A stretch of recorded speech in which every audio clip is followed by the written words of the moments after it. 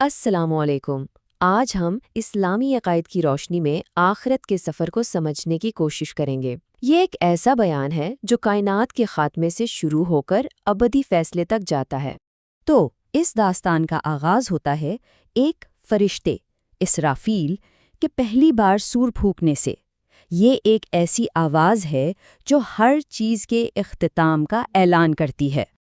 یہ آواز، یہ گونج پوری کائنات میں پھیل جاتی ہے، اور اس سے ایک ایسی تباہی شروع ہوتی ہے جس کا ہم تصور بھی نہیں کر سکتے۔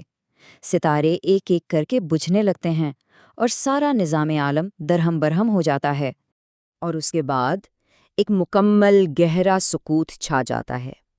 وقت اور جگہ کا احساس تک مٹ جاتا ہے۔ اس دوران تمام روحیں برزخ نامی ایک عالم میں اپنے فیصلے کا انتظار کرتی ہیں۔ اچھا، اس گہری خاموشی کے بعد ایک ایسی مدت گزرتی ہے جس کا علم صرف اور صرف اللہ کو ہے، اور پھر سور کی دوسری آواز گونجتی ہے، لیکن یہ آواز موت کی نہیں بلکہ حشر کی، یعنی دوبارہ اٹھائے جانے کی ہے۔ اس آواز کے ساتھ ہی سب کو دوبارہ زندگی دی جاتی ہے اور محشر کے ایک بہت بڑے میدان میں اکٹھا کیا جاتا ہے۔ معاشر کے اس میدان میں فیصلے کا انتظار کوئی معمولی انتظار نہیں، یہ 50,000 سال تک جاری رہتا ہے۔ سورج کو اتنا قریب لایا جاتا ہے کہ ہر شخص کی تکلیف اس کے اپنے گناہوں کے حساب سے ہوتی ہے۔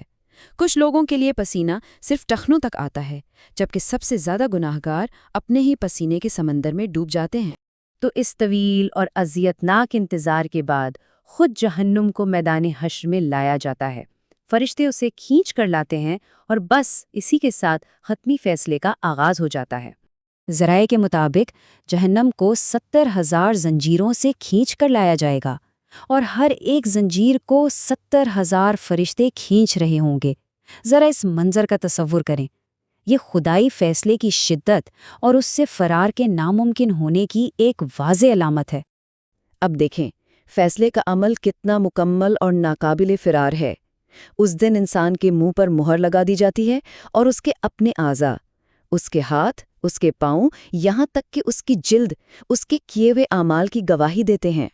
اعمال نامہ جس طرح پیش کیا جاتا ہے وہی انسان کی ابدی قسمت کا تعین کر دیتا ہے۔ جن لوگوں کو یہ دائیں ہاتھ میں دیا گیا وہ کامیاب ہو گئے، اور جنہیں بائیں ہاتھ میں وہ ہمیشہ کی ناکامی کا شکار ہو گئے۔ فیصلہ ہو جانے کے بعد بھی آزمائش ختم نہیں ہوتی۔ اس کے بعد ایک حتمی اور انتہائی خطرناک مرحلہ آتا ہے، جہنم کے اوپر بنے ایک پل کو پار کرنا۔ اس پل کا نام صراط ہے، اور اس کے بارے میں بتایا گیا ہے کہ یہ بال سے زیادہ باریک اور تلوار سے زیادہ تیز ہے۔ ہر روح کو اس پر سے گزرنے کی کوشش کرنی ہوگی۔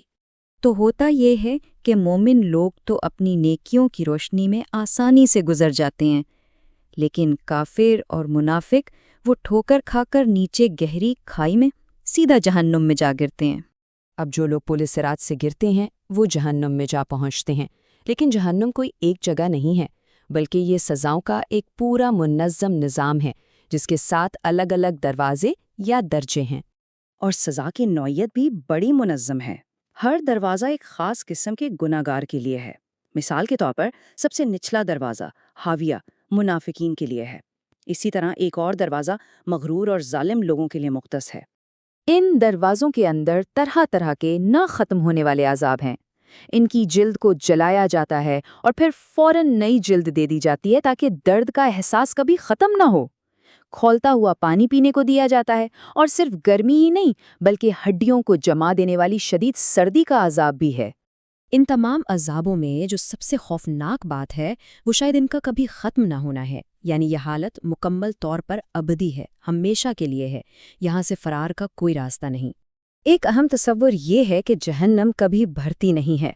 اس سے پوچھا جائے گا کہ کیا تم بھر گئی ہو، تو وہ جواب دے گی کیا اور بھی ہے، یعنی اس کے اندر کی تکلیف صرف جسمانی نہیں بلکہ روحانی بھی ہے، جس میں ہمیشہ کا پچھتاوا اور ذلت شامل ہے۔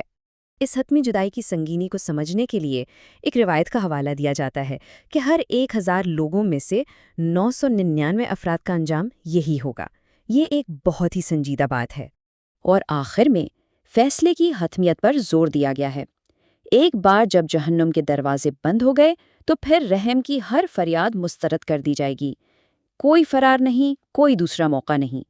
تو یہ جائزہ اسی ماخذ کے اپنے آخری غور طلب سوال پر ختم ہوتا ہے، ایک ایسی دعوت جو وقت ختم ہونے سے پہلے اپنے انتخاب اور اپنی جواب دہی پر غور کرنے کا کہتی ہے۔